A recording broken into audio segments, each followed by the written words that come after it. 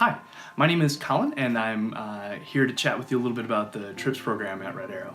I was a camper for 8 years and a counselor for 2, so I was able to experience the TRIPS program from both angles. And for those who aren't aware, all cabins go on 2 trips every year. Most cabins go on 2 3-day trips, and that can be canoeing, hiking, biking, or a number of different activities.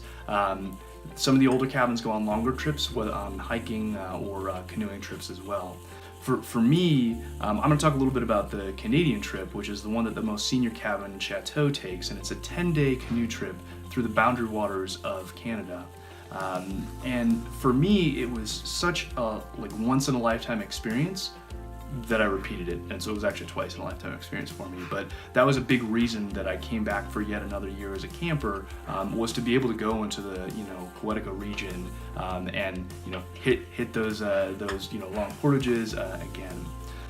What I loved about the Canadian, and what I'll say kind of applies to all the different trips that we took, it took some of the key tenets that you learn to be a great boy and not wait to be a great man off the campus proper of Red Arrow and into the wild. So it really encouraged you to continue to grow as a young man out in the wild.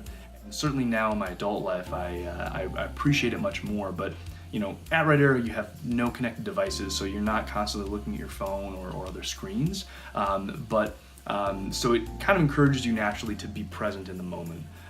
When you're hiking on the Isle Royale, or when you're on a canoe in the Poetica region, you really want to be present because that makes the trip that much better. So all of those, to kind of sum it up, the resourcefulness of being able to create a fire, and we often had like a 1-match challenge. And when it was dry, when it was wet, it was just a challenge to create a fire at all. But being resourceful, persevering through the adverse times, as well as being present. But most importantly for me, keeping it fun.